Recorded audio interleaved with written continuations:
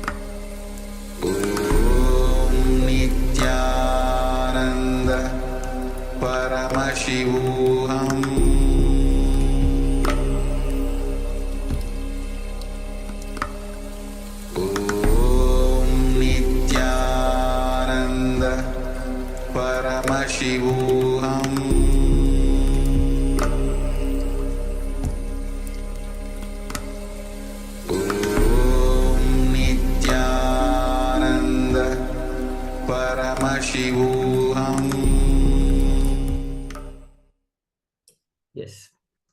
So that's so great to know that so many of you have moved the coconut. And see, all of us need to understand that it is a karmic breakthrough.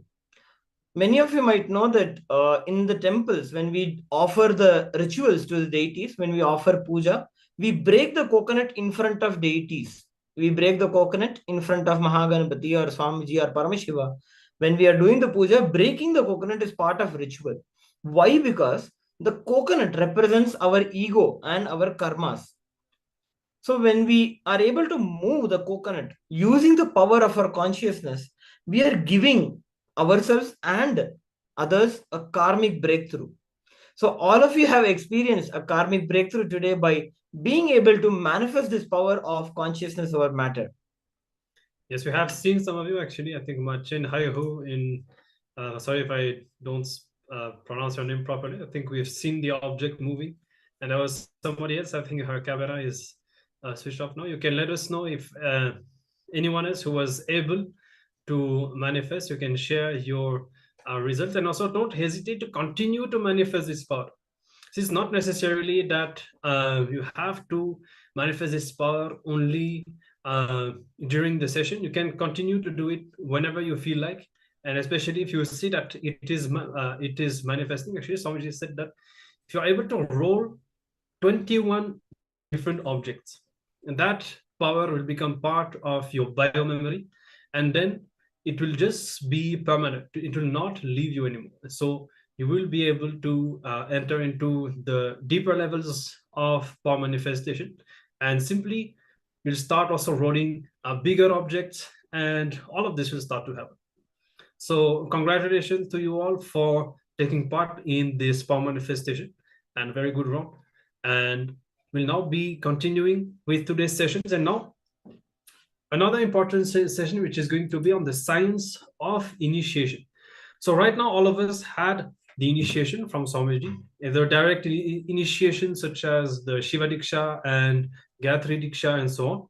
But darshan itself, just sitting in front of Swamiji, is an initiation. And what does it mean? What Swamiji really does actually when we sit in front of him, and the energy transfer, this initiation happens. What is it really that is taking place? So this is what we'll be learning now in this next session, where on one side, Swamiji will be explaining the spiritual aspect and making the connection with some of the scientific discoveries and observations, so that we can have a tangible understanding of the intangible phenomena that initiation is. Because every day we are going to be receiving initiation from Swamiji during the darshan. So let us have a clear understanding about what's going on. So let's come to the space of listening, and let's now discover about the science of initiation.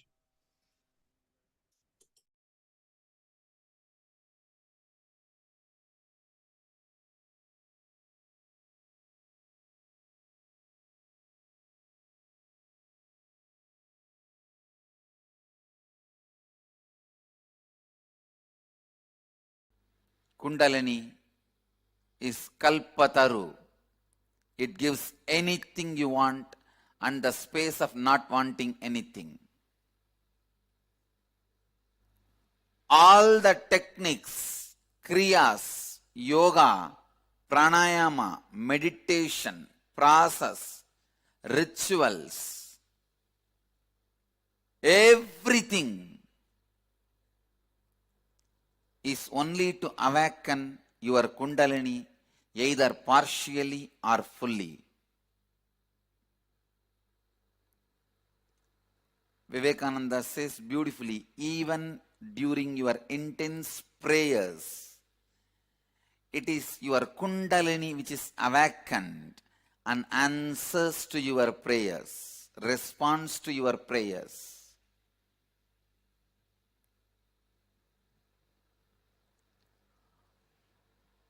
All the religious traditions, spiritual traditions, mystical traditions,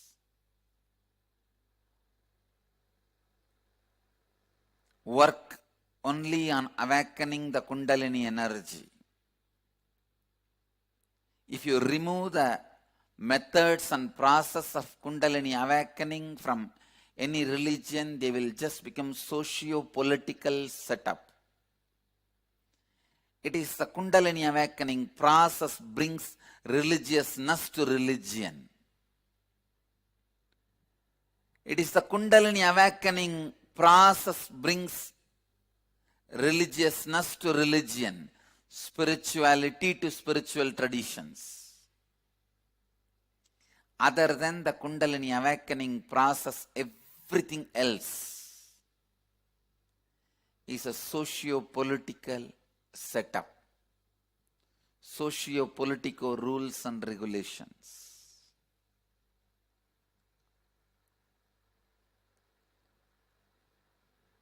How the essence of a sweet is sugar, essence of a religion is Kundalini awakening process.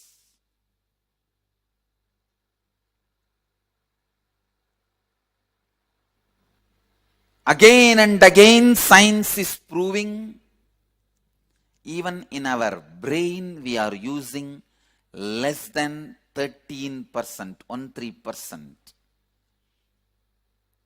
Even the top scientists, people who are considered the most intelligent beings happened on the planet Earth, like Einstein, even they all have used only 13% of their brain. 13% of their brain.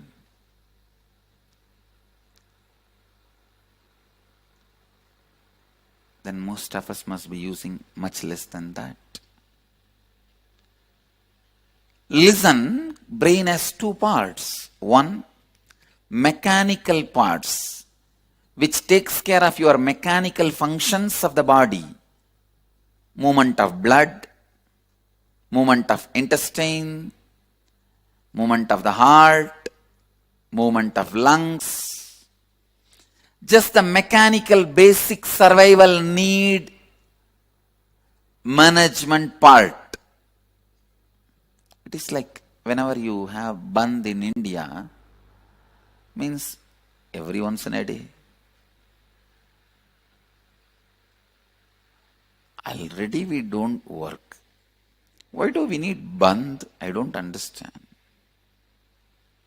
Anyhow, we have all wrong methods of showing our protest. So when we have bandh, we allow the basic survival needs to function, like milk, food, medicine supply.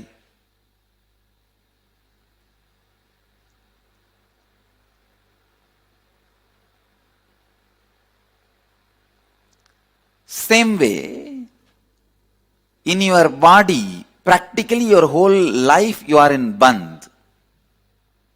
You allow only the basic survival mechanism to function. Lungs, heart, intestine, the minimum need. That is what I call mechanical parts of the brain. There's other part, non-mechanical parts of the brain, which is endowed with extraordinary powers. Please understand. Materialization. They are no more just mystical or mythological. No.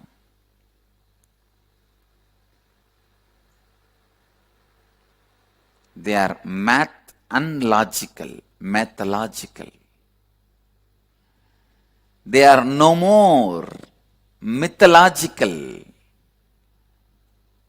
Enough of scientific researches have been done on them, established. They are not magic. They are math and logic.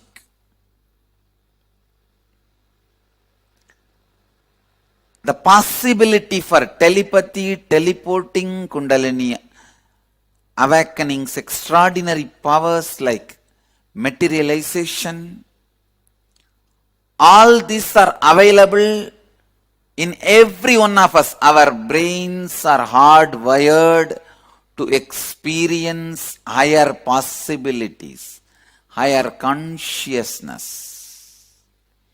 That part only I call it as non-mechanical parts of your brain. Please listen. There are tons and tons of scientific research done on telepathy.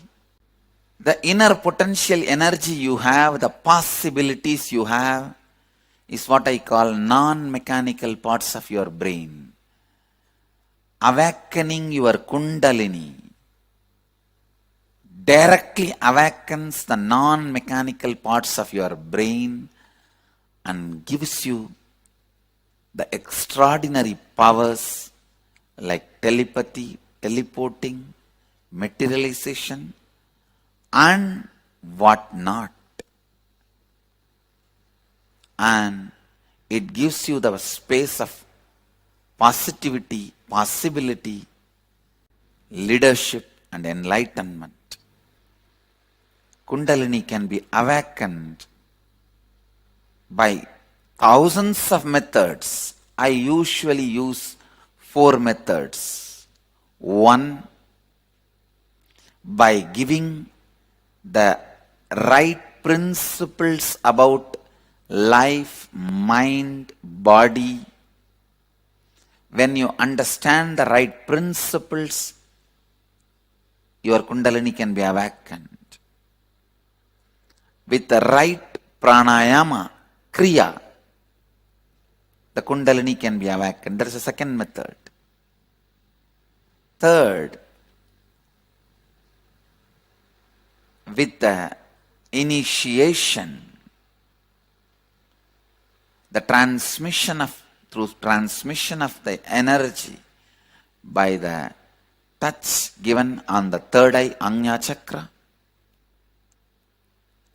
Fourth, just by a mere will, the transmission of energy can be done. Through these 4 methods, Kundalini is awakened.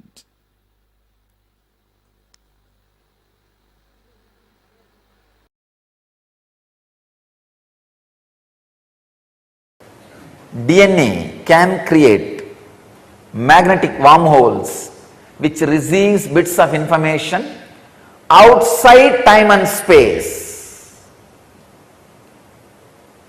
That's what we call consciousness. So till the wormholes are created in your DNA, you need an outside master. Once the wormholes are created in your DNA, you don't need outside master there. Outside Guru sits inside you as Antar Guru and teaches you. He sits inside you and goes on supplying the knowledge. And another one important information, the last punchline. It was noted that this information can be passed on between individuals whose DNA is turned on or activated. Whatever I downloaded through my wormholes and DNA can be transmitted to you without using my words, without you seeing or listening.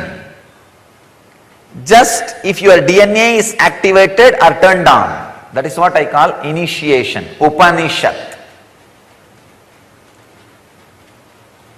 Only in the beginning, you need to listen to my words.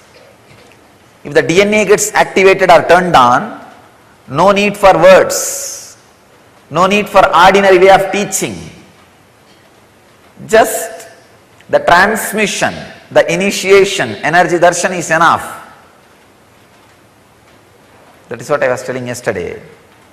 It is, initiation is like an intense downloading into you. The knowledge and consciousness and information in this biomemory, in this DNA, is just transmitted. That is why these acharyas, once they are initiated, our trained teachers to go around and take classes, once they are initiated, There are thousands of information. They never learnt from my books or heard from me, starts expressing through them.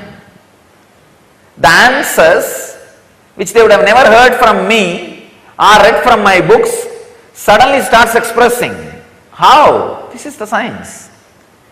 If your DNA is turned on or activated, these bits of information which gets downloaded through the wormholes created in DNA can just be transmitted without any conventional methods. This is what is happening during every initiation, every process in inner awakening. This is what I am doing in our Vidyalayas, in our Gurukuls. There's one more very interesting bit of information I have. It's from psychedelicadventure.com, website psychedelicadventure.com. Scientists irradiated DNA with laser light. On a screen, wave pattern was formed. The wave pattern still remained even after removal of DNA. It infers, point 1, the energy from outside of space still flows through activated wormholes after DNA removal. Means once the initiation is given, even if you are not physically around me, the connection and energy transmission constantly goes on.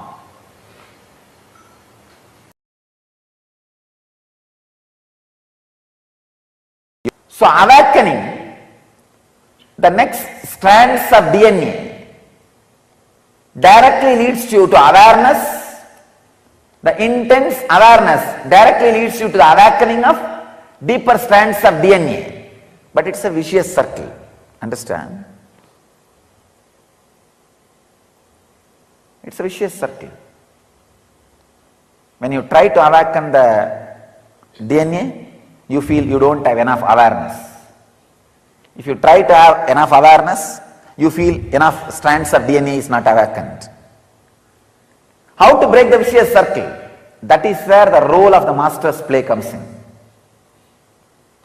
That is where the master's role comes in. Transmission of lamp is needed. Person whose all strands of DNA is awakened can easily, physically transmit and awaken your next level strands of DNAs, second, third, fourth, fifth. If only one strand of your DNA is awakened, you can easily awaken at least next 5. If already 3 is awakened in you, you can easily activate next 10. Sorry, totally 12, next 9. You can activate the whole thing. So pushing you to the next level happens by initiation. That is what exactly I am doing in inner awakening. Taking you step by step. First, removing all the fear engrams. Then greed engrams. Then deeper engrams related to matter. Removing the mud in which you are stuck. And through initiation, awakening all strands of DNA. So that you can have wisdom and anti-aging. Grow younger.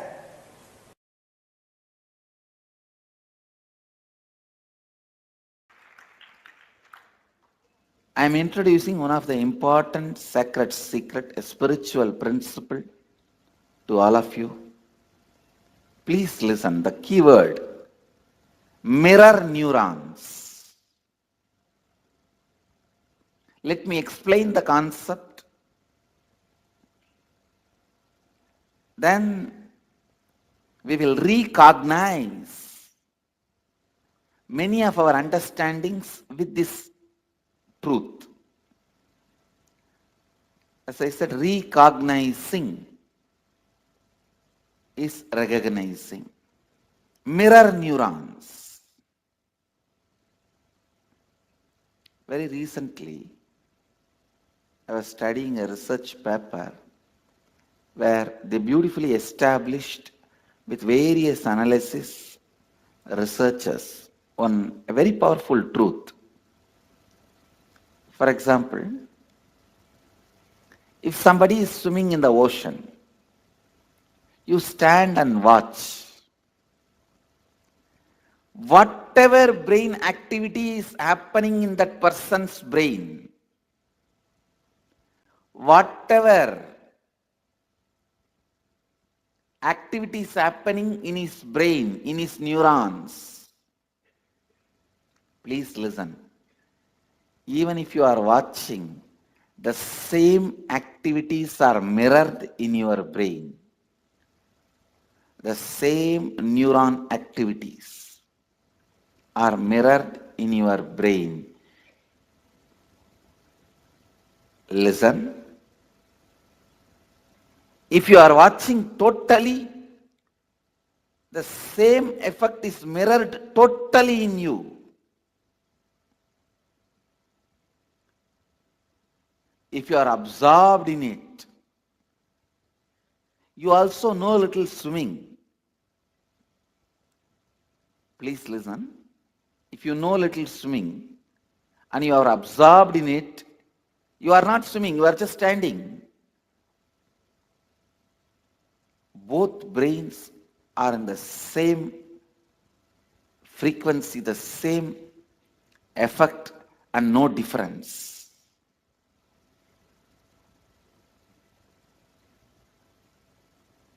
Listen. If somebody is swimming in the ocean, you are standing and watching. If you don't know swimming, if you are not completely absorbed in it, maybe some 80% is mirroring. If you are absorbed in it and you also know swimming, there is no difference at all between his brain and your brain. The mirroring effect, I tell you, if you are watching totally absorbed in it, then the same activity is replicated in your brain, meaning the same kind of electric and neurotic impulses are activated in your brain. This defines, this demystifies many mystical phenomena. Please listen. Now you know why just by gazing into my eyes, you are in the space of completion.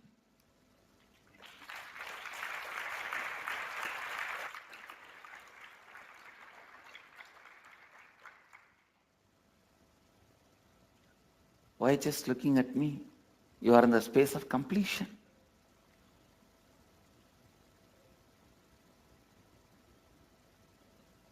I am swimming in the ocean of consciousness in the space of completion.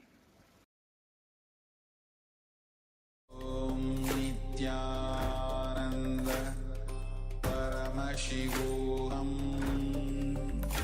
Om Nithyananda Paramashivoham. Om Nithyananda Paramashivoham. Om Nithyananda Paramashivoham. Om Yes. So beautifully, Swamiji explains how the master can just completely reprogram our very DNA itself, and how just by gazing at him, just by being in his presence, we experience the same space, the same consciousness that he is in. So now you can reflect a little bit on how much transformation is possible just based on these two things. One, if we think from the DNA aspect, it means that literally Swamiji can completely transform our DNA. So there's absolutely no limitation either based on birth, based on the country that we are from, based on the family, the genetic history, the lineage that we are born in. Swamiji can reprogram the whole thing. And actually, in fact, in a few years before, Swamiji introduced the Nithyananda DNA, and how Swamiji can literally transmit his own DNA of Paramashiva from Kailasa to us, and we can have that DNA within us. And of course, it will be also scientifically proven after some time. And we can even, through the superconscious mutation science that Swamiji has revealed, and Swamiji also gave the example of beings like from the Mahabharata and all that, who were superconscious mutants who accessed powers and extraordinary capabilities without any training, just by the initiation from their masters, who just transformed their DNA through this science of initiation. And then these beings start expressing and manifesting superconscious beings, gods and goddesses from Kailasa in the physical plane. And today, this possibility is there for each and every one of us. Okay, all it takes is just coming to complete completion within ourselves, detoxing the body and mind, making our consciousness powerful, and being ready to get involved more and more. And somebody can completely transform everything.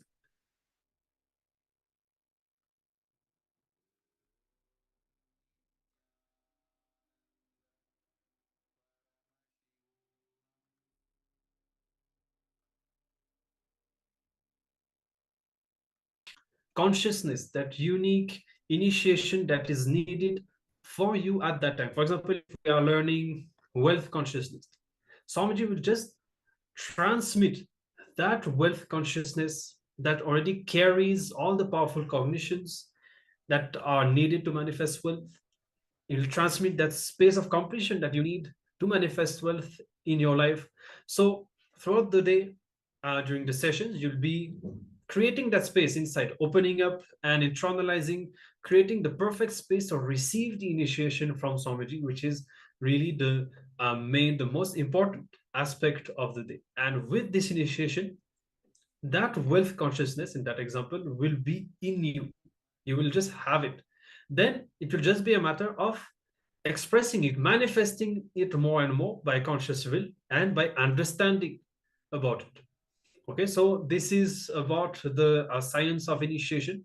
And now we have a solid understanding of what is going to be, what Swamiji is going to be doing to us throughout these 21 days. And one more thing, the program is 21 days because that is the amount of time that is needed to reprogram your biomemory. And this spiritual process taken over 21 days will completely reprogram your biomemory and insert all the powerful cognitions permanently inside you so that you don't have to continue to practice. You will never lose what you have achieved. All right. So I hope that you all have a complete understanding of this science of initiation. And with this, now we'll be entering into a next session and we'll be discovering about yoga. So as you may already know, one of the important dimensions of this Paramashivoham is going to be Nithyananda Yoga. In Paramashivoham Level 1, you've had 1 hour of morning yoga with the Pratama Vinyasa Krama. Now in Level 2, it should be 3 hours with a very intense Nithyananda Yoga session of 308 asanas. And this Nithyananda Yoga is absolutely unique because Swamiji has revived some of the rare and very ancient components of yoga. So doing every asana, you are visualizing, you are chanting certain mantras, and all of this combined makes Nithyananda Yoga very powerful, very unique, and directly preparing your body and mind for enlightenment. And so now we'll be learning from Swamiji about what is yoga. And with this understanding, we will be practicing Nithyananda Yoga every day during this Paramashivoham. So let's come to the space of listening and let us now hear from Swamiji about what is yoga.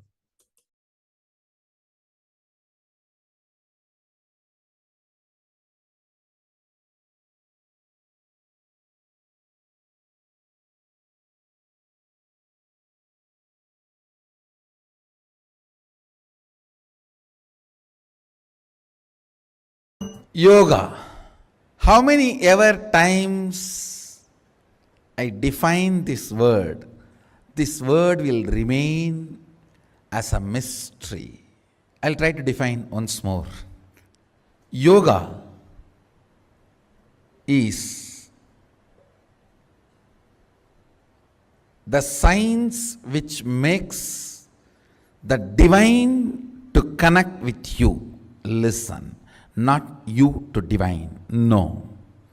Not drop into ocean, but ocean into drop. Understand, nowhere yoga is described as union between man and divine. Even Patanjali says yoga chitta vritti nirodha, means he is not saying yoga is mind getting dissolved. No. Cessation of the mind, not heart attack, but cardiac arrest. There is a difference. If a man merges into divine, dissolving the mind. Patanjali is not using that word. He says, chitta vritti nirodha, cessation of the mind, means divine entered the man. Only if divine enters the man, cessation happens. If a man enters into divine, dissolving may happen. Understand, it is not drop entering into ocean, ocean entering into drop. Yoga is union of divine with man. Understand, look at the whole yoga and yoga sutras, yoga shastras from this one understanding. You will understand what I want to reveal by the name of yoga. Everything of yoga, yama, don't see as moral or values. No, it is freedom of ferociousness. Brahmacharya is not moral or value. It is freedom of your ferociousness. Aparigraha is not moral or value.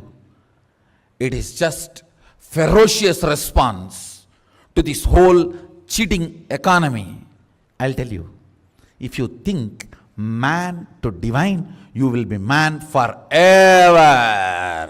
Even after 90 years of spiritual practice, you will look back and remain. The day I started, what kind of anger, jealousy, lust, all the problems I had, the same thing still I am having. I don't know when I am going to progress spiritually. You will die with SDHD. Never man to divine. It is always divine to man.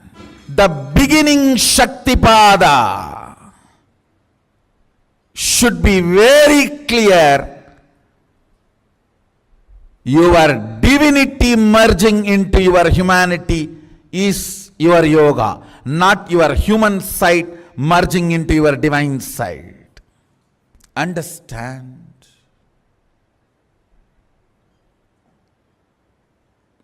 Precisely in my Atma Pramana, I'll tell you yoga. What is yoga? I have given you what Patanjali describes, and I'll tell you what is precisely from my Atma Pramana. Strong cognitions exploding into your system and changing your whole brain's alchemy, putting you in the space beyond any description is yoga from my experience.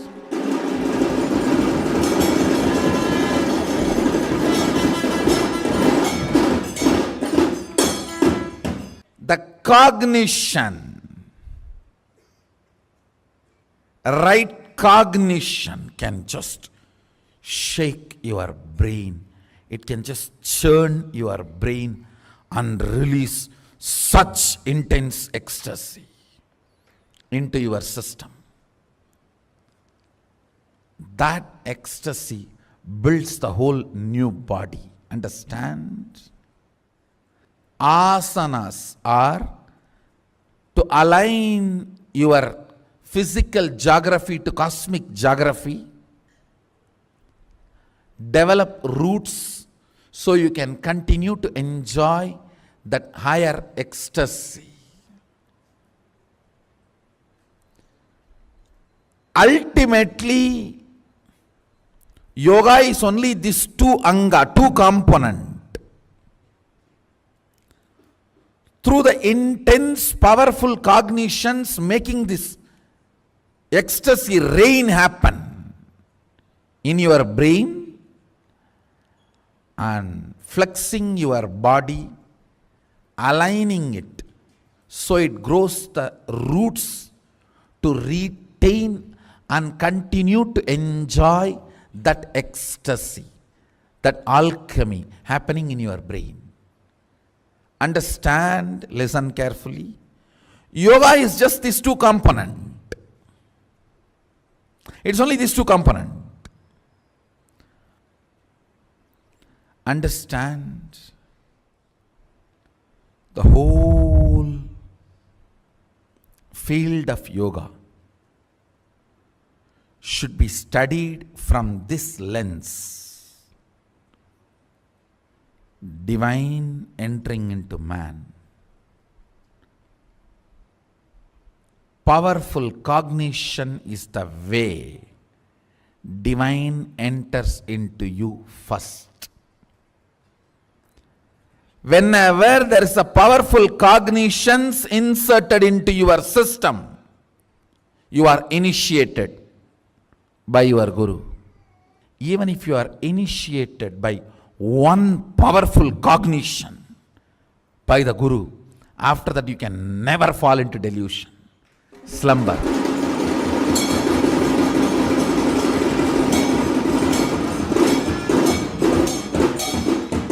The part of your brain which puts you in apasmara, total delusion, trubhava, is permanently damaged by the initiation of the Guru.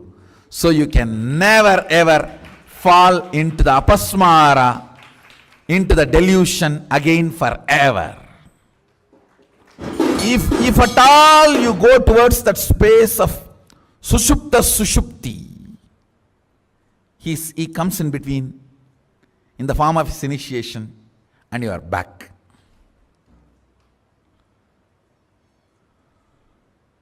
I tell you, yoga is from divine to man.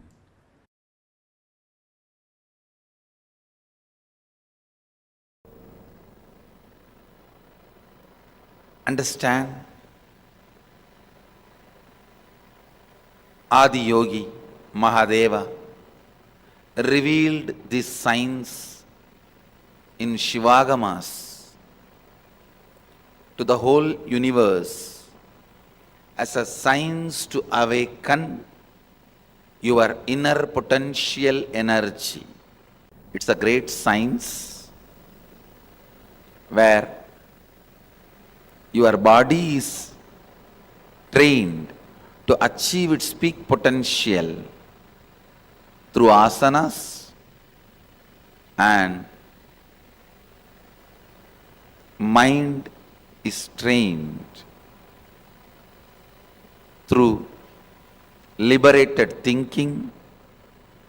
Your breathing structure is trained through pranayama.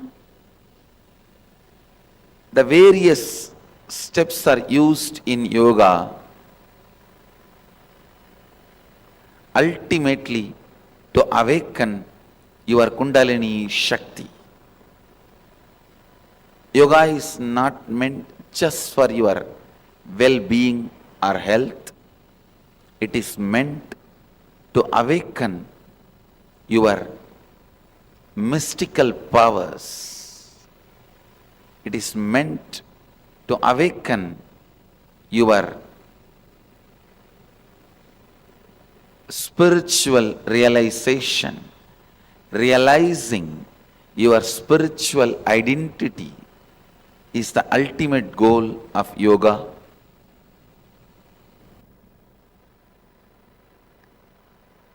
Kundalini is the inner potential energy. Once it is awakened,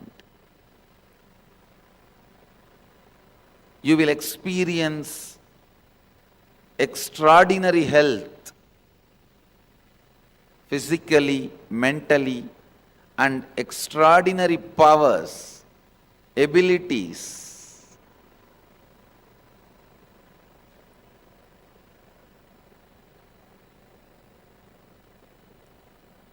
Everything in yoga is finally aimed at. It can be as simple as washing your eyes, or as difficult as Shirasasana, Neti or Dauti Kriyas. Everything is aimed at awakening the Kundalini Shakti in you. To awaken the extraordinary possibilities and abilities in you.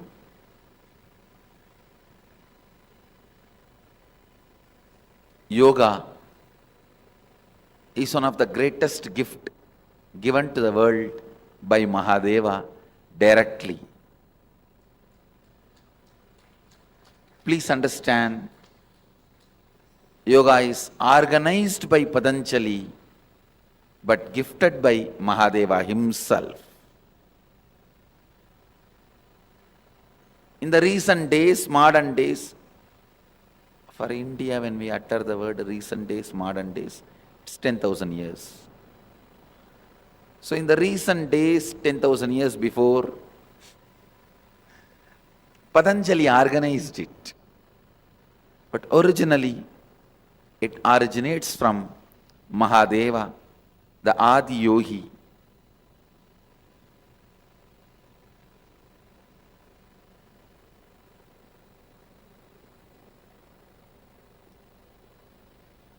Many people ask me, no, today the asanas, postures, as it is taught, Patanjali is not speaking about it. No scriptures are talking about it. This is one of the biggest questions. Many so-called intellectuals pose this question, and they also use this question point to attack yogic tradition. Please understand, every posture,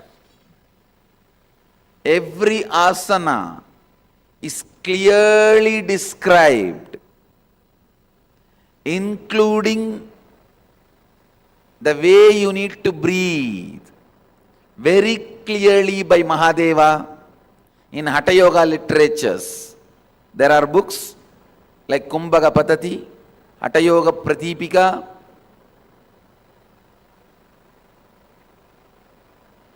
"30 volumes Mahadeva has taught to Devi and some of the rishis. Very clearly, every posture, 997 asanas. I am sure Mahadeva has explained many more, but whatever original verses we are able to get from that 997 asanas we have retrieved.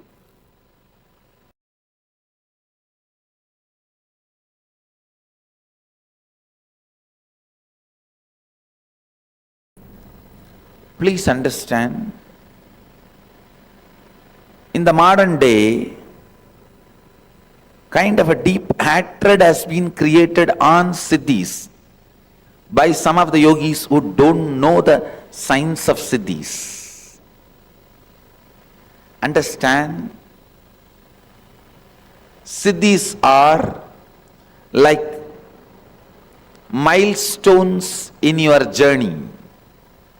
Milestones themselves are not destination, but they encourage you, inspire you, excite you, and tell you you are on the right direction. Siddhis are encouraging milestones, and I tell you, they are really, really real. They are neither illusion, hallucination, whims or fancies. They are really, really real. And any authentic yoga practice as per the yogic literatures I am talking, authentic yogic literatures will develop siddhis in you. Please understand. Do not do. Keep this as a law, rule. Do not do any yoga or technique or pranayama practice unless it awakens some siddhi within 21 days in you. Please understand. Within 21 days it should awaken some siddhi or spiritual experience, intense spiritual experience. Otherwise, please do not continue that. It is not for you. Either it is not cooked with the right ingredients or it is not meant for you. Go back to original source, original authentic spiritual literatures, original authentic yogic scriptures. I have seen the so-called many yogis, gurus, gurujis,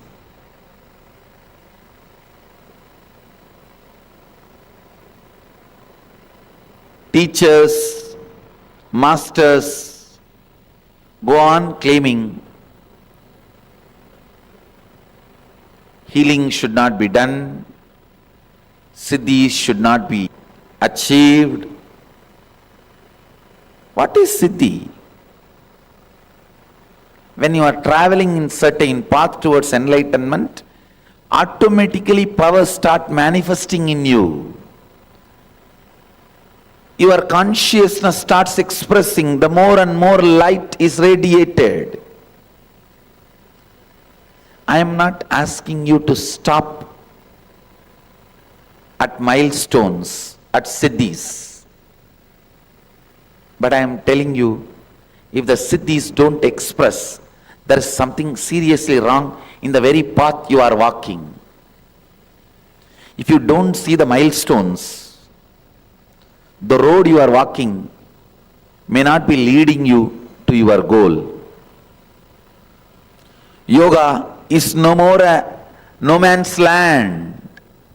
It's clearly defined journey by the great masters like Mahadeva, Adi Yogi, Patanjali, Swatmarama, Goraknatha, Maschendranatha. The great yogis have done enough of powerful, foolproof, time-tested GPS, which never gets expired. Understand? Yoga is not no man's land, where you just have to walk blindfolded. Of course, if you are initiated into your third eye, you will be able to walk blindfolded. But be informed, siddhis are neither wrong nor the destination. Unless the siddhis manifest, you may not be following the right practice and techniques. If the siddhis are not manifesting, go back to the original scripture or the masters who are teaching based on original scriptures. I am already an experienced teacher with my own practice, which I developed. How can I align myself to be more authentic to the tradition? Great. Just pick up these few books. There are clear books. Asana Patati, Kumbhaga Patati, Pranayama Patati, Hatha Yoga Pratipika. Time-tested, foolproof, authentic yogic scriptures. Pick them up, start reading. Simply you will know how to align yourself to that. And there are yoga Upanishads. In the 108 original Upanishads, there are yoga Upanishads. Pick up those yoga Upanishads. And yoga Upanishads very clearly describe the asanas, breathing techniques, everything. So pick up the yoga Upanishads, Kumbhaga Patati, Asana Patati, Hatha Yoga Pratipika, Patanjali's Yoga Sutras, and read. You will simply know how to align yourself authentic to the original, traditional, yogic and Vedic scriptures. Next.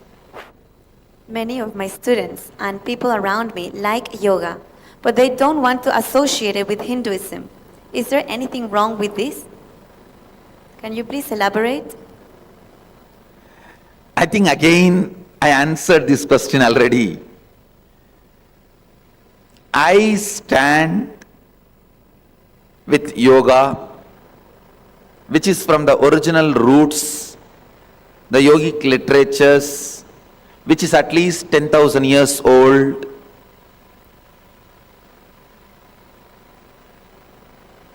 The yogic scriptures, which is deep-rooted in Vedic tradition, from Hinduism. So I stand for that tradition. Anybody comes, I am ready to share the science of yoga with them. I myself do not force anybody to accept Hinduism or convert themselves to Hindu religion.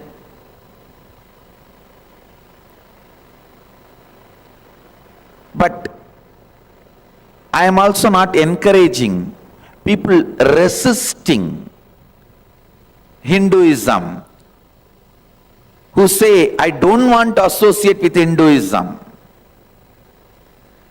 I am neither forcing anybody to convert to Hinduism, nor I am encouraging people who say, I don't want to associate with Hinduism, I don't want to chant Om along with yoga, I don't want to chant Sanskrit mantras along with yoga, I don't want to do Surya Namaskar. I am neither encouraging that. So I am very clear.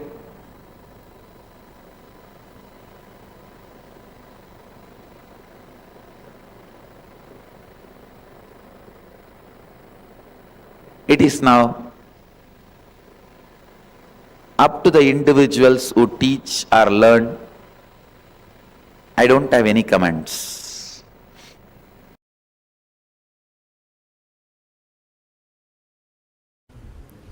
Yoga as religion, that is Hinduism.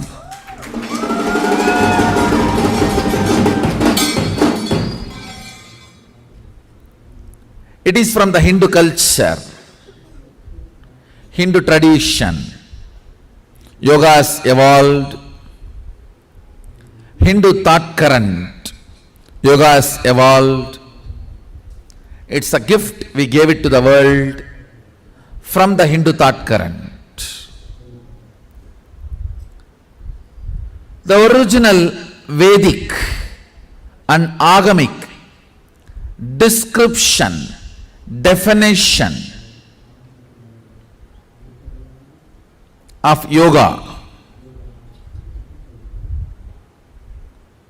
3 levels: the science of exploring various powers, science of exploring various states of consciousness, science of exploring various dimensions of the universe. Understand? Some of the planets, the base material of the planet is diamond. You should know some of the planets are 80% diamond material.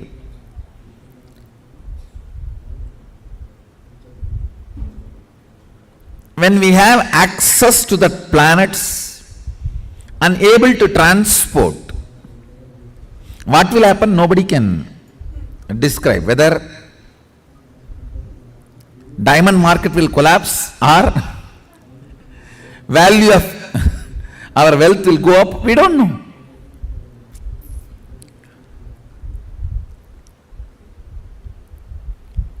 Access, possibility opens new doors which can't be described. You do not know the result and end result.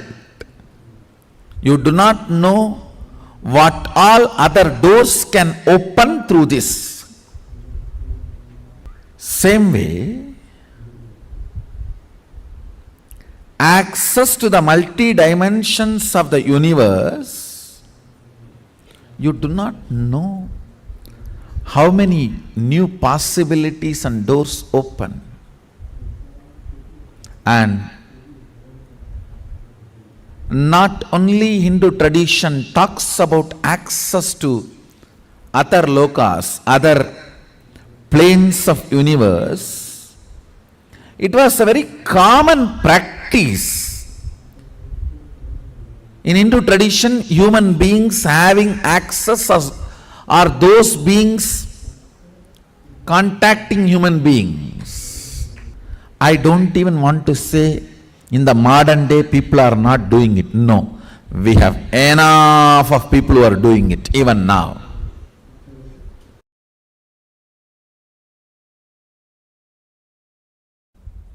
Sadashiva gives an elaborate, beautiful, thorough description in 3 places: Yoga Jagama, Sarvajnanottara and Kamika.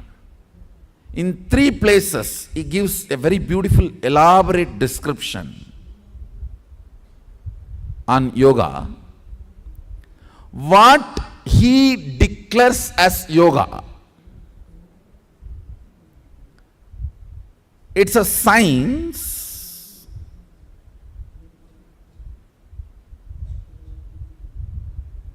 to help human beings explore, manifest all the powers and possibilities and have access and reap the benefits of all the states of consciousness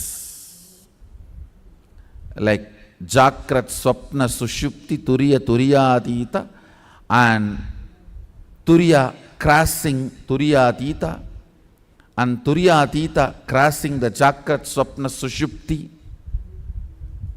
and Sushupti raised to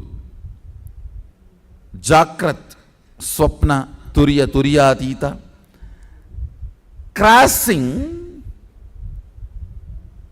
an ability to move and harness the benefits of the various conscious states. I'll explain.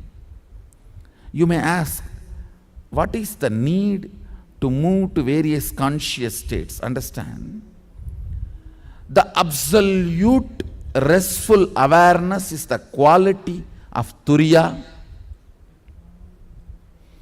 Absolute restful awareness is the quality of Turiya.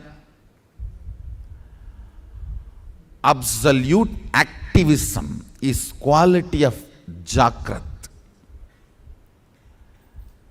When Turiya and Jagrat merges and expresses in one body, it becomes Turiya Atita. Absolute restful awareness with absolute activism, it becomes Turiya Atita. So exploring and harnessing the various states of consciousness, listen, exploring and harnessing the powers, abilities of various states of consciousness Paramashivoham. Om Nithyananda. Paramashivoham. Om Nithyananda. Paramashivoham. Om Nithyananda. Paramashivoham. Nithyananda. Paramashivoham.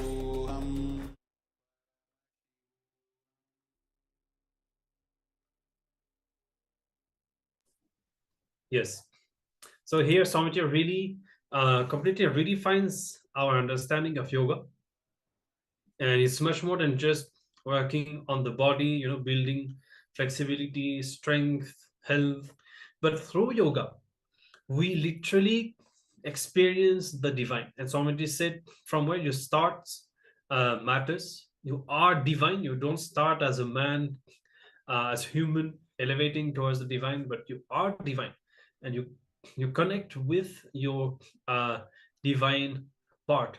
And actually, you can really experience that. For some of us, including myself, have been doing Nithyananda yoga for quite a long time. Sometimes, either during the session or at the end of the 3 hours, when you lie down, Kundalini awakening is so intense. You suddenly download visualizations, understanding, intelligence that literally lead you to manifest power for real. And you can really experience that when you start practicing, and when your body gets to a certain level of detox, and when the Kundalini awakening becomes intense, you can literally start experiencing the awakening of your chakras, and all these great spiritual possibilities really happen. And of course, Swamiji also again spoke about the spiritual powers. Now, for all of you, it is already very well known. Most of you already have manifested already many different powers, so you're already acquainted with the science. But yeah, yoga, Nithyananda yoga, as revealed by Paramashiva, is going to be a very powerful experience. And we already know that in the Chinese Sangha, for most of you, already a lot of people have had experiences and shared all of these, and maybe you all would have had the opportunity to listen to them. If not, surely you will have that opportunity in the coming days, and I will tell you what Nithyananda yoga has done to them and how it has really helped them. And so we encourage all of you, from tomorrow onwards, the first session is going to be Nithyananda yoga for 3 hours. So do come and practice according to your capacity. You don't have to necessarily do all the advanced postures. You can just do how much ever you can, and you will see that even within just few days, already your body and mind will start to change a lot, and you will start to have very powerful experiences. So that's it for Nithyananda yoga. And now another session that is actually connected to that is the Nitya Kriyas. So you may know that Swamiji has revealed many different Kriyas We refer to them as 108 Nitya Kriyas. Actually, there are even more than that. And somebody has literally designed Nitya Kriyas to treat specific problems like heart diseases, depression, migraine, and so on. And today we'll be learning the science and experiencing one such Kriya. Yes. So Swamiji multiple times says this, that Swamiji has not created any of these kriyas, but he has just organized them in a way for the modern humanity, for us to be able to solve our problems. Like Swamiji has revealed many kriyas, such as kriya for depression, kriya for us to cure from anxiety, from obesity, from any of our problems that we experience in our day-to-day life. Swamiji has revealed a kriya for it, for us to be able to complete with the problem and go over the problem. Yes, so now to start with, we will be learning about the whole science of Nithyananda, of the Nitya Kriyas in a short video, a short clip. And after that, we'll be experiencing our first Nitya Kriya. Ideally, every day we'll be discovering at least one Kriya, sometimes even more, depending on how difficult and how long it is. Some of them are very short and easy to perform. And today we will be learning the Kriya for migraine. So that, and see, one more thing, like these Kriyas not only will treat the problem, but even if you don't have that problem, they will just create a much better and a much beautiful state within your body and mind. So that's about it. Let's now start. Let us listen to the science of the Nitya Kriyas, and then we will enter into the practice.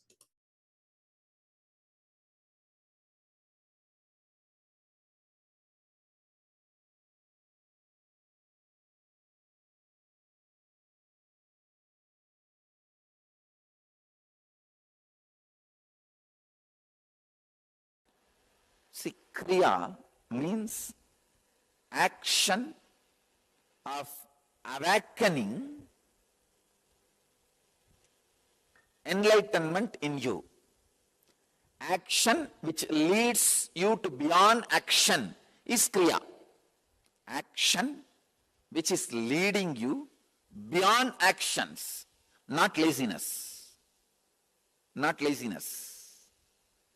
Action which leads you beyond actions is Kriya.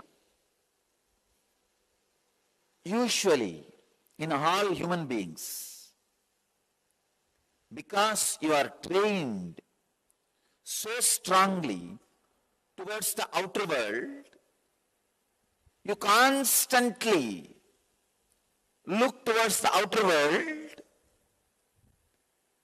you are constantly diverted towards the outer world. It is unfortunate. All your energy gets drained. Please understand, by nature, you are not outwardly. The energy in you, by nature, is circular. But society makes it as linear, means going out, that's all. Never comes back.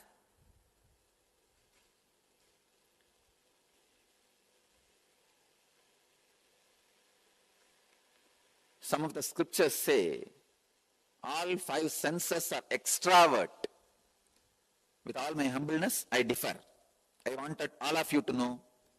I am telling you from my very personal experience, your senses are not outwardly. It is not created only to function towards outer world. No. Society teaches you only that dimension. It never teaches you the dimension of looking in, turning in. 80% of your energy goes out just through the eyes. I can tell you, if you just close your eyes whenever you don't need to see, that is enough. Your Kundalini energy will be awakened. For example, if you are going in a vehicle somewhere, your driver is driving. You don't need to keep your eyes open. Of course, if you are driving, you need to keep open. That is different. If your driver is driving, why should you keep your eyes open continuously and watching the same scenes? No need. Close your eyes. Whenever not required, shut your eyes. Whenever not required, shut your mouth. Yogasya pradhamam dwaram vangnirodhaha. The first step for yoga is cessation of words. Infuse silence.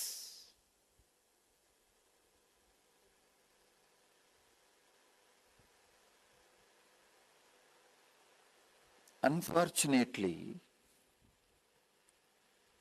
we never understand constantly our bio-memory, muscle memory getting exhausted by misusal and abusal and extra-usal of senses. Understand? Misusal, abusal and extra-usal of senses. When you don't need, keep your eyes closed. Keep your mouth shut. That itself will save your energy. Actually, I wanted to give this one message to all our disciples. The fourth part of the N Kriya is based on the philosophy, don't waste your energy. I want all of you to know, please understand. Use all your energy either to create inner wealth or outer wealth. Don't waste. I am not against outer wealth. I am against you wasting your energy. Most of us just waste. What are you doing? Nothing in the inner world, nothing in the outer world. Chumma, just going around. Disrespecting life, wasting life, don't do it. Let all your actions be either creating outer world wealth or inner world wealth. Let it be conscious.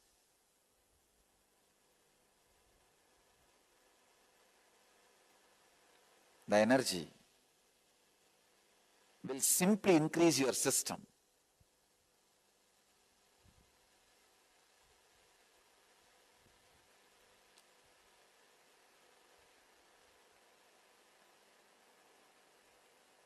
All your actions and reactions be concentrated effort either to create outer world wealth or inner world wealth. Let there not be any waste of energy. Let there not be abusal of life.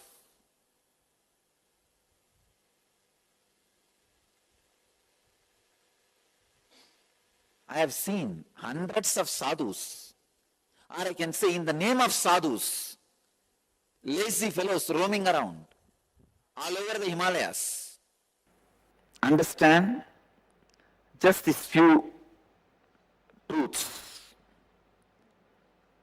Just like blood flow, breathing flow, air flow, thought flow, you have something called energy flow happening in you.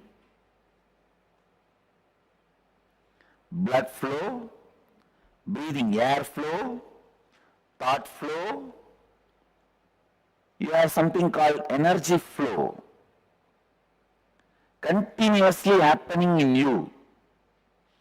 In this energy circulation, energy flow, if there is a disturbance in some part, for example liver, kidney or heart, intestine, at some part, if there is a disturbance in this energy circulation, that is where that is when you start developing diseases and disorders and disturbances.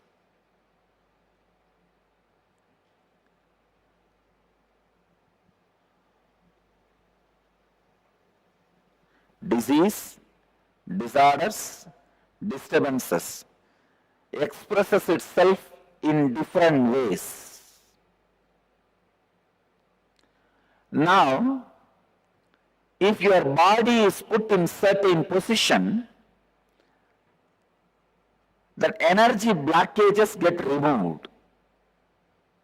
The energy circulation, that system, that plumbing gets properly aligned.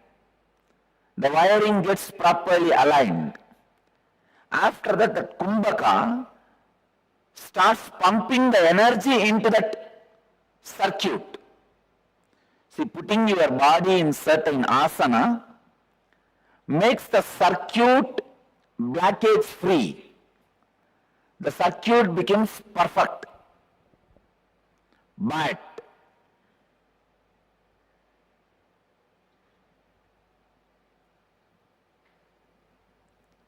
only through the kumbhaka, the energy gets pumped into the circuit. This is exactly the principle on which Kriya works. Even for few seconds, if the energy circuit route is aligned and energy is pumped, you are out of the disease. You are out of the disorder. You are free.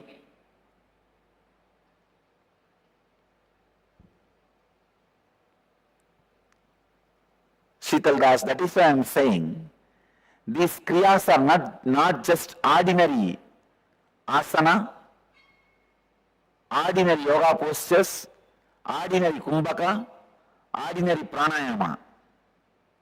It is like two different chemicals. Separately, if you take, it may take 10 years for you to cure the disease. But mixed properly in a certain combination, it removes the disease in 2 days, in one dosage.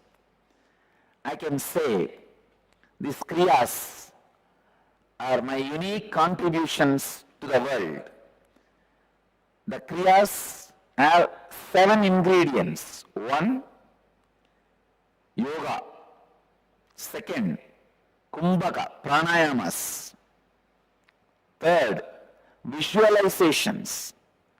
4th, verbalization, means chanting of some mantra internally.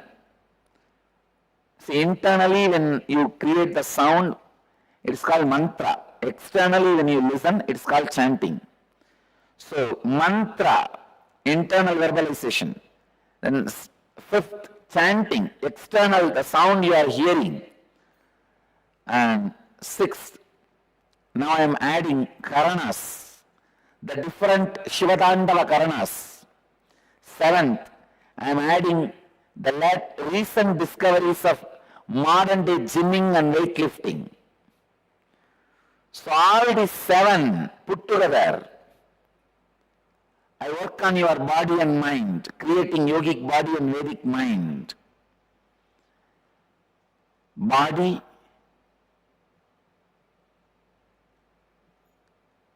I'll call a body as a yogic body when it has power, stamina, flexibility, physique, energy.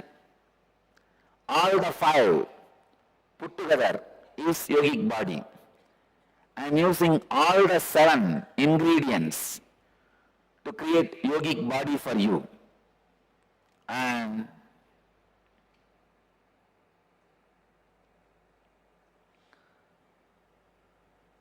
now I already started developing kriyas, especially to break certain mental patterns. Certain mental patterns. So,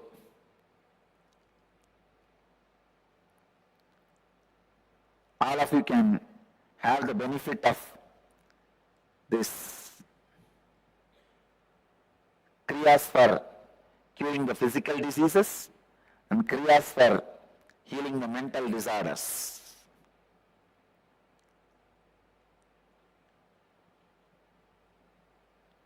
This is the exact principle on which kriya works.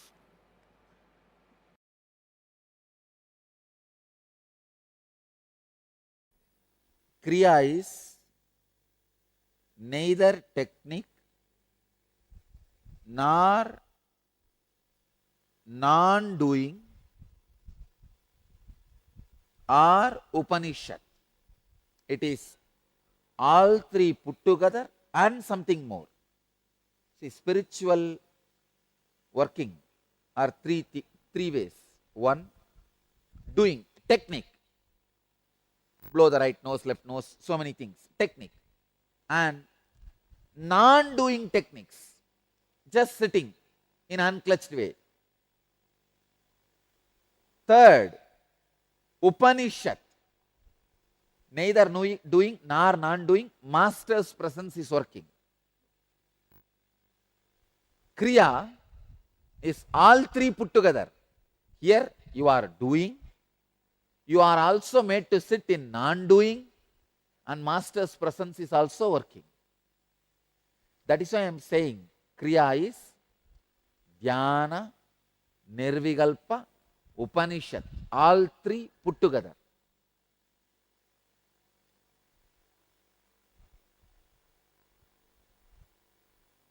Second, each Kriya I am teaching you, I am sitting, and using the whole enlightened consciousness, using my own body as guinea pig, I am practicing and bringing it to you. Please understand. During my illegal imprisonment days, I have picked up this whole knowledge of Hatha Yoga and started doing conscious scanning. Now, I am making that whole knowledge into practical bits and pieces, making it available to you every day as one Kriya. Actually, I myself sitting and doing every step in the room. Not only consciously scanning, I am consciously practicing also and seeing all the effects and side effects.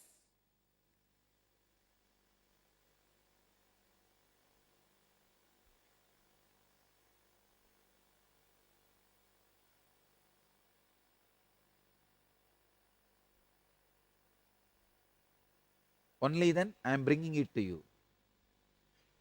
One, if you practice this Kriya just physically, without my presence or without having a feeling connection, it will work like a technique, a very powerful technique. It will heal you physically immediately. But if you are doing it in my presence with a strong feeling connection and all, this Kriyas not only heal those disorders, it awakens your Kundalini. Your very cell is taught to be immortal. The lesson of Nityatva, immortality, is awakened in every cell of you. So please understand, it's a very powerful spiritual process. I am making it very clear to all of you. Now, whatever I am teaching is from authentic yogic literatures. Now, these asanas, kriyas, pranayamas, mudras, bandhas, all are from authentic yogic literature. That is why I am giving you exact verses. I can give you the source of the verse also. Today, the asana I am going to teach is from Garanda Samhita, Upadesha 2, verse 39.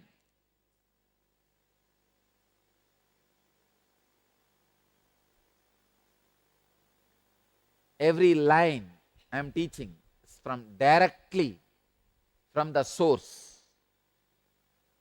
My contribution is I experimented it with the modern day body, my body. Whatever is working on whatever part, see which asana is working which part, which pranayama is doing which healing, which bandha is working on which organ. I have done all these experiment, research and development on my system using my body as guinea pig, and from my experience I am sharing it with you all. This is my contribution. Otherwise, knowledge is time tested, foolproof, from source. All you guys, my disciples, go around with a lot of pride saying, I follow the tradition from the original source. Bottled at source in its pristine purity.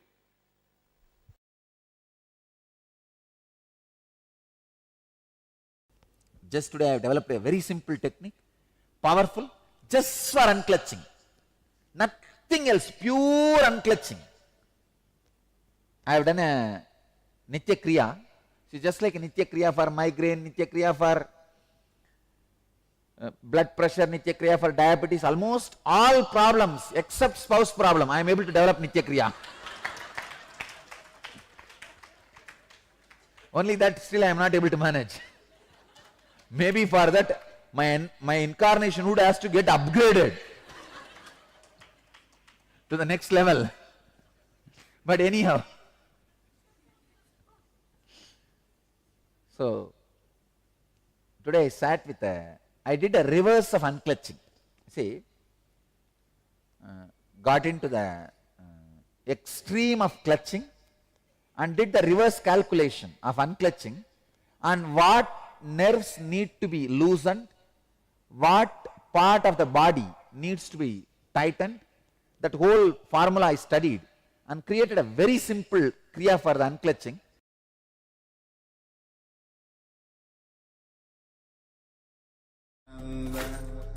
Paramashivoham.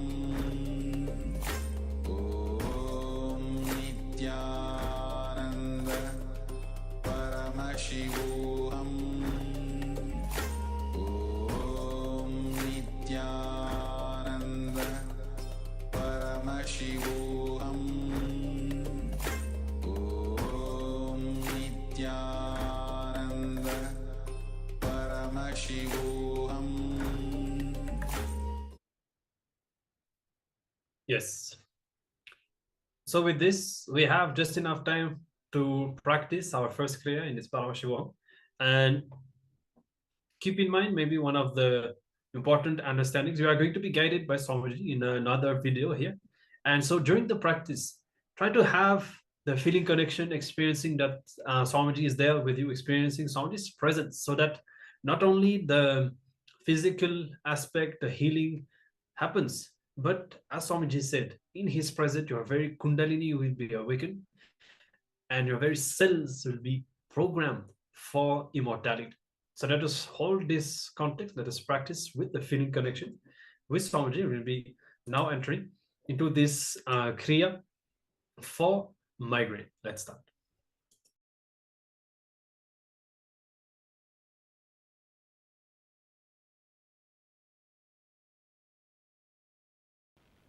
Today Kriya. Today Nitya Kriya for migraine. First step, Bhagasana. Sit with the left heel at the anus and right foot on the left thigh. Close the eyes with index fingers. Nose, middle fingers, ears with thumbs.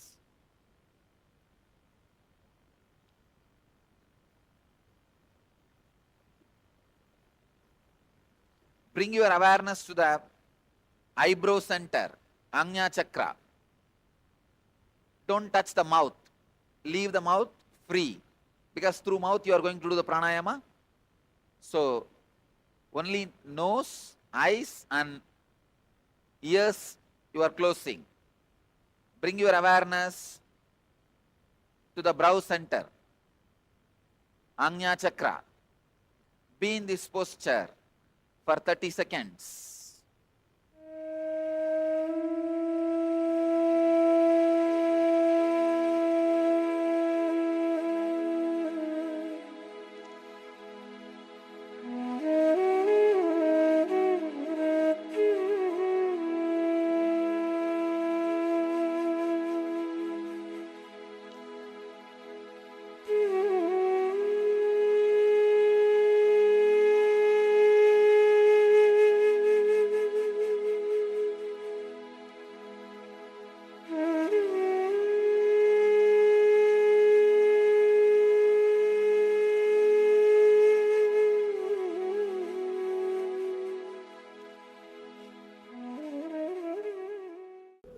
In Bhagasana, Vamagati Gumpaga. Please understand. Let me give you the instruction. Don't remove your hands. Keep the hands in the same posture. Inhale through both the nostrils and hold the breath as long as you can. Then exhale through the nostrils itself. Do this 21 times. Don't touch your mouth. Leave the mouth in a relaxed way.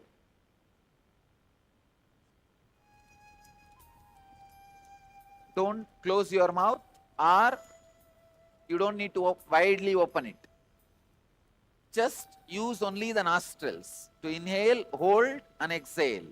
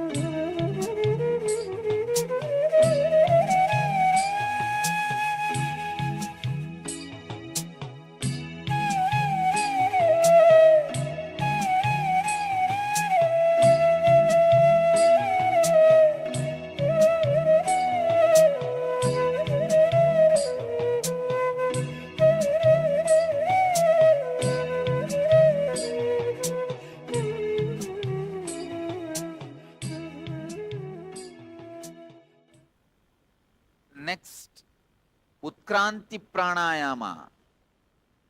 Inhale through the left nostril. Inhale visualizing. Please understand, inhale through the left nostril. While you inhale, visualize the prana, energy, traveling along with your spine. Inhale as much as possible. Hold that soul, energy, your life on the crown center. Then exhale when you can't hold anymore. Do this 21 times. Inhale, when you inhale, visualize the whole, your life, prana is being sucked, coming up to the crown. Then hold as long as you can there. Then exhale slowly through the nostril. Inhale through left, hold and exhale through both the nostrils. It's a powerful process. This kriya is used, this kumbhaka is used usually for people to leave the body. The yogis, when they leave the body, they use this kriya only. So it's very powerful.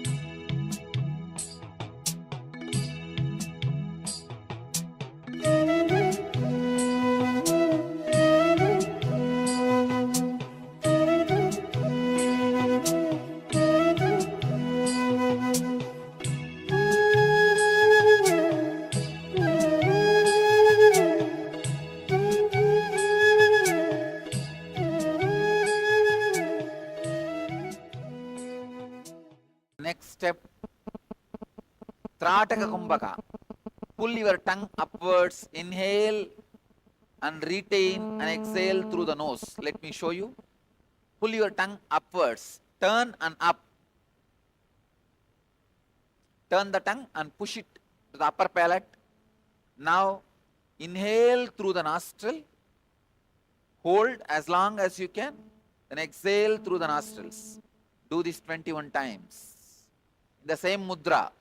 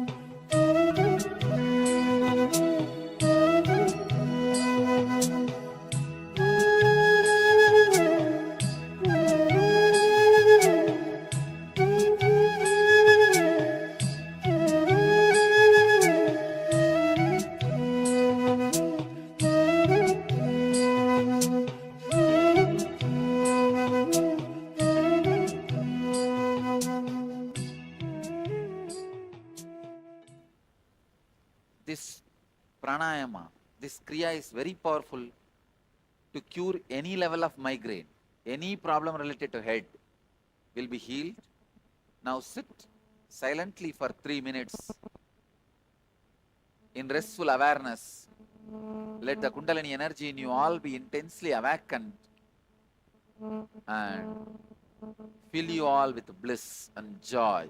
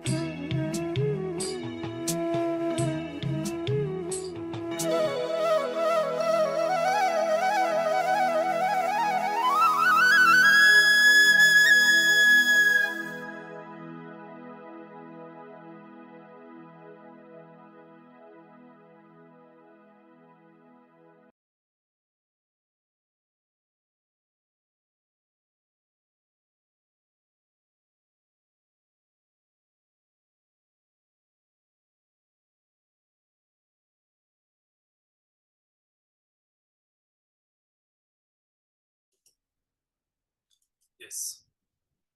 So I hope that you all had a beautiful experience of this Kriya. Do let us know how you feel. And Naresh, I think the body is like a big musical instrument, constantly swaying up and down with the music. That's very nice. So that feeling very light, very relieved, with this Kriya. That's great. Thank you for sharing. If anybody else had a beautiful experience, feel free to let us know.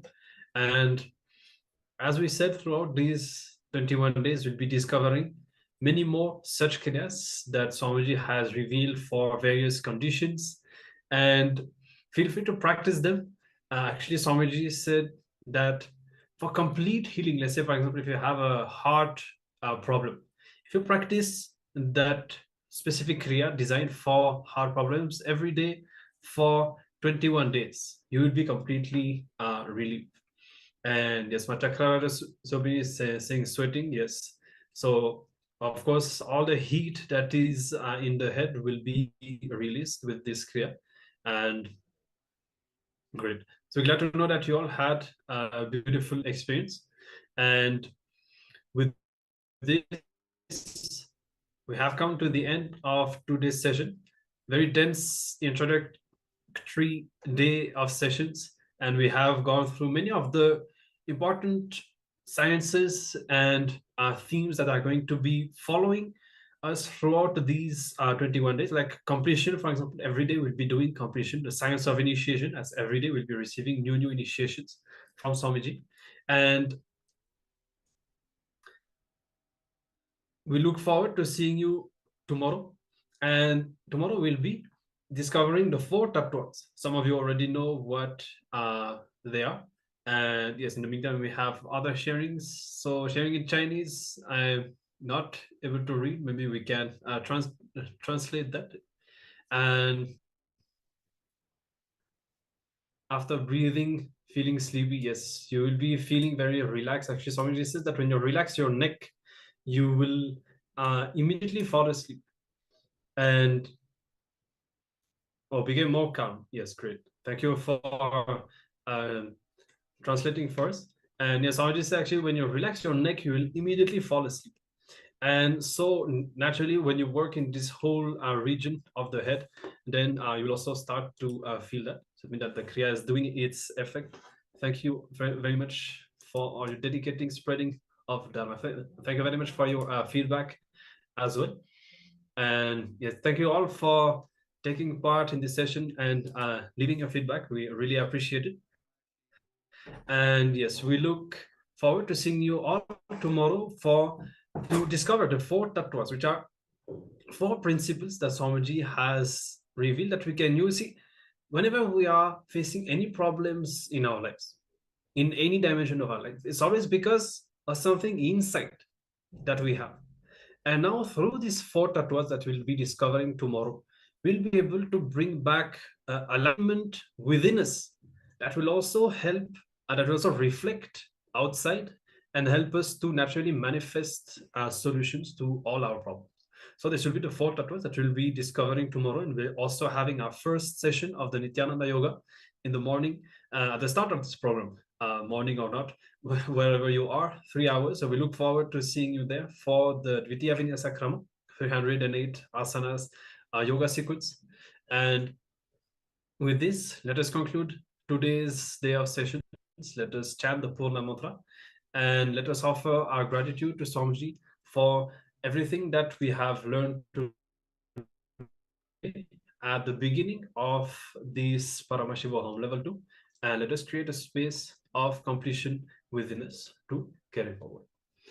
Om Purnamadah Purnamidam Purnat Purnamudachyate Purnasya Purnamadaya Purnamevavashishyate Om Shanti Shanti Shanti Hari Om Tat Sat Sarvam Bhagavat Shri Nithyananda Paramashiva Padukarpanamastu Om Nithyanandam. Thank you all. Nithyanandam.